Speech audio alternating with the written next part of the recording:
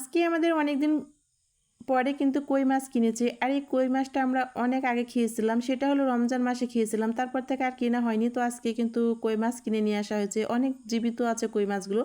দেখেন কিভাবে লাপাঝাপা করতেছে। তো আপনারা আমার পুরো ভিডিওর বিস্তারিত মনোযোগ সহকারে দেখুন। আমি এখন কই মাছটা কীভাবে রান্না করব পুরো ভিডিওটা দেখাবো। তারপরে যে কই মাছগুলো কেটে দিয়ে পরিষ্কার করে নিয়েছি, আর যেই কয়টা রান্না করব সেই কয়টা কিন্তু আমি লবণ হলুদ দিয়ে পিসগুলো মাখিয়ে নিলাম। এদিকে আমি তাওয়াতে কিন্তু এখন মাছগুলো ভাজতে দিয়ে দিলাম। আর মাছগুলো কিন্তু সবগুলো কিন্তু তাওয়াতে ভাজতে দিয়েছি, কারণ আমি মাছগুলো আগে ভেজে নেব, তারপরে কিন্তু রান্নাটা শুরু করব। তো আমার মাছগুলো কিন্তু এদিকে আমার ভাজাও এখন উল্টাই দিচ্ছি আরেক পিসটা, তারপরে রেডি হয়ে গেল, চুলা থেকে নামিয়ে নিলাম। আর এখন আমি আলুটা ভেজে নেব, কারণ আজকে কই মাছের ঝোল রান্না করব আলু আর আম দিয়ে। তো আমি আলুটা ভাজতে দিয়ে দিয়েছি এদিকে, আর এদিকে আমি দিয়ে দিয়েছি বাটা পেঁয়াজের বাগার। তো পেঁয়াজ বাগারটা কিন্তু আমার ভাজা হয়ে গেছে, এখন লাল মরিচের গুঁড়া দিয়ে দিলাম। দেওয়ার পরে কিন্তু এই যে একটু নাড়া দিয়ে নিলাম, আর এখন দিয়ে দিচ্ছি আমি আমার বাগারটা কিন্তু রেডি হয়ে গেল ভাজা, পানি দিয়ে দিচ্ছি।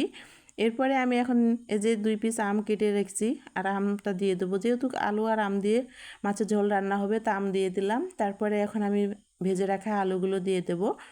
আর এই পর্যায়ে কিন্তু এখন আমি এই যে ভেজে রাখা আলুগুলোও দিয়ে দিলাম। দেওয়ার পরে কিন্তু এখন আমি তরকারিতে পরিমাণ মতো ঝোল দিয়ে দেব, যতটুকু ঝোল রাখবো ততটুকু পর্যন্ত পানির ঝোল দিয়ে দিলাম।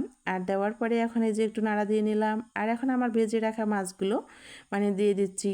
আর একটু দেওয়ার পরে কিন্তু এই যে নাড়াচাড়া করে নিচ্ছি। তারপরে আমি স্বাদ মতো লবণ দিয়ে দেবো তরকারিতে।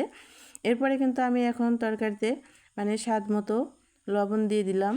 তো এখন আমার তরকারিটা বলক আসলে কিন্তু রান্না রেডি হয়ে যাবে।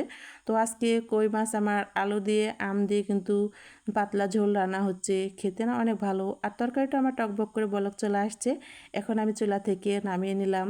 তো দেখেন আমার মাছের ঝোল রান্না কিন্তু রেডি হয়ে গেল। আর আমি এখন বাটিতে করে ঢেলে নেব। তারপরে দেখুন আমি বাটিতে ঢেলে নিয়েছি।